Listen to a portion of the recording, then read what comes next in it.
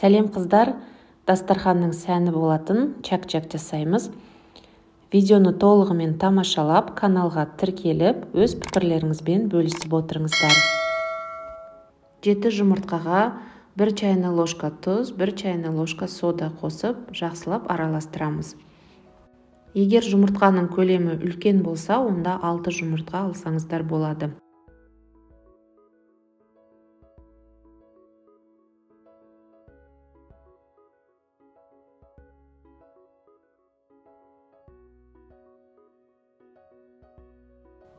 Барлығын біріктіріп араластырғаннан кейін ұнымызды аз-аздан қосып қамыр илейміз. Ұнды барлығын бірдей қоса салмай, аз-аздан қосып қамыр илейсіздер. Себебі ұнның құрамы әр жерде әртүрлі, жұмыртқаның да көлемі әртүрлі болады. Рецепттің барлық өлшем бірліктері төменде көрсетіледі.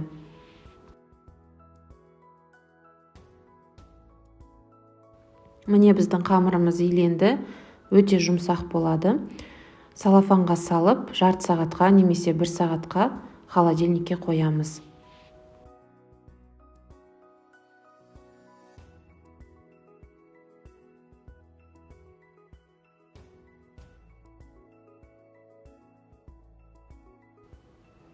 Жарты сағат немесе 1 сағат өткеннен кейін холодильниктен қамырымызды алып, ұн қоса отырып, бешбармаққа жайылған нан секілді жұқалап жайып шығамыз.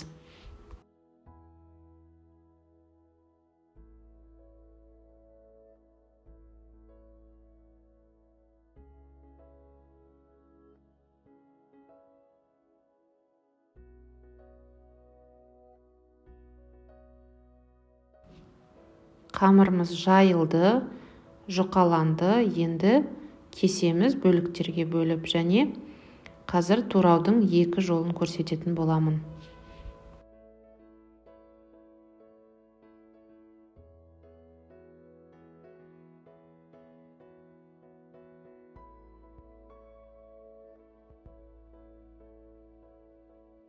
Бірінші жолы осылай біріктіріп, барлығын рулет қылып орап, кеспеге кескен нан секілді жұқалап кесіп шығасыздар.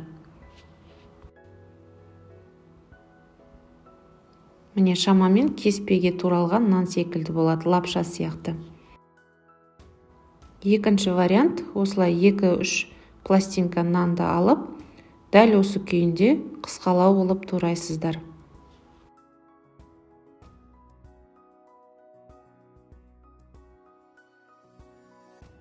Қызып тұрған сұйық майымызға нанымызды салып қуырып аламыз. Қатты күйдірудің қажеті жоқ, сарғайса ала бересіздер. Келесі кезекте біз сироп дайындаймыз. Ол үшін бал мен қантты біріктіріп отқа қоямыз, және екеуі толықтай ерігенше қыздырып отта ұстаймыз.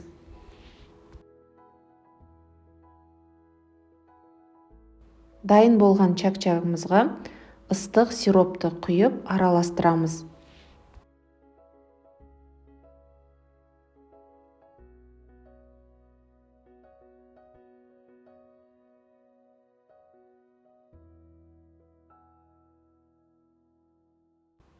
Міне біздің чак-чагымыз дайын, енді әсемдейміз. Кез келген өздеріңізге ұнаған формада жасасаңыздар болады. 4 бұрышты немесе осындай домалақ формада да әдемі болып шығады. Барлық чак-чагымызды осы форманың ішіне сыйдырамыз.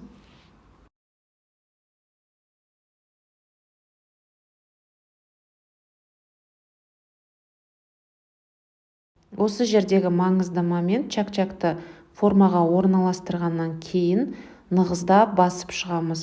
Барынша күшімізді қолдана отырып басамыз. Туралған кезде чак-чагымыз сынып кетпей, әдемі өзінің қалпын ұстау үшін барынша осылай басып шығамыз.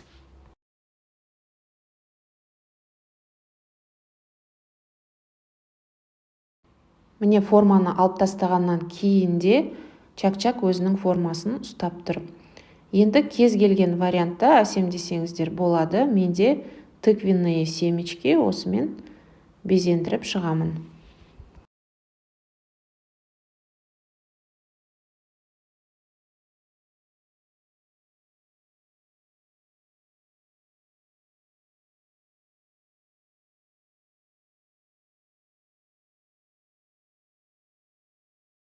Міне біздің чак-чагымыз дайын.